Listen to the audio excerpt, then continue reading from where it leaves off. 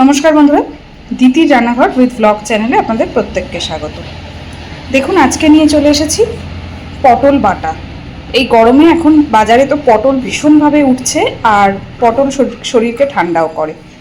তো পটলের অনেক রকম রেসিপিই তো হয়, আজকে করছি পটল বাটা।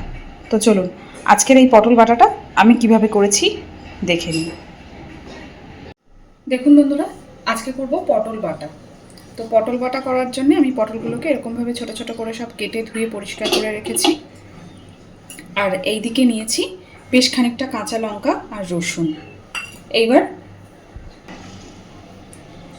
মিক্সির বাটির মধ্যে প্রথমেই দিয়ে দেব কাঁচা লঙ্কা আর রসুনগুলো, একই সাথে দিয়ে দেব কেটে রাখা পটলটা। এখন বাজারের চারিদিকে শুধু পটল আর পটল, পটল দিয়ে কত রকম কিছু তো বানানোই হয়, কিন্তু সত্যি বলতে পটল বাটাটাও কিন্তু খেতে খুব টেস্টি। তো একদম জল ছাড়া এবার এটাকে একটা পেস্ট বানিয়ে নেব। তো দেখুন বন্ধুরা, পটলটাকে আমি সুন্দরভাবে বেটে নিয়েছি।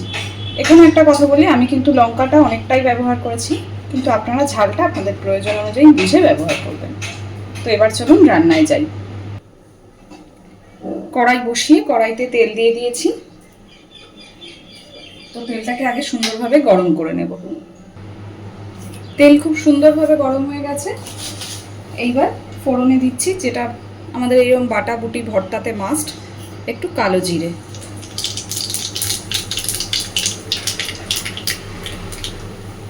আর গ্যাসের ফ্লেমটাকে কমিয়ে দিয়ে দিচ্ছি বেটে রাখা পটলটা।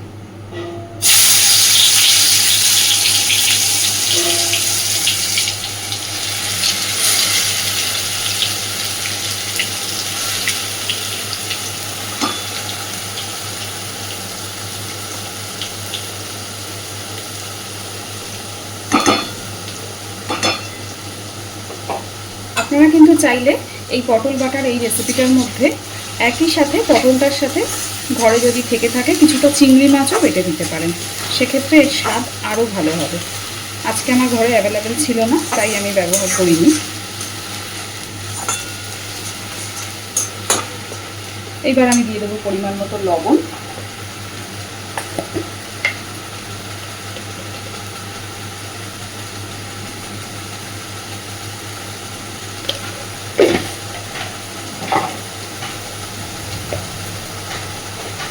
আর দিচ্ছি হলুদ গুঁড়ো।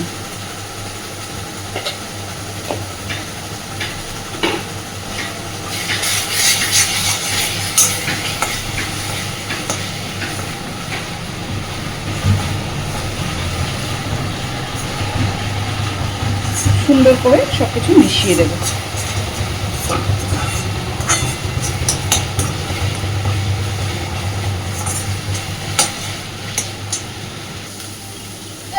দেখুন বন্ধুরা, নাড়তে নাড়তে একদম পুরো পটলের কালারটাই চেঞ্জ হয়ে গেছে।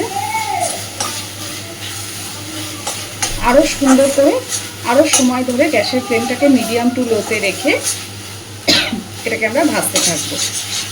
যত সুন্দর ভাজা হবে, পুরোপুরি পটলের কালার চেঞ্জ হয়ে পুরো তেল ছেড়ে যাবে।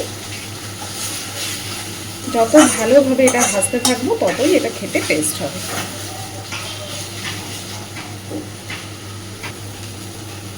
তো দেখুন বন্ধুরা, আমার কিন্তু পটল বাটাটা একদম রেডি।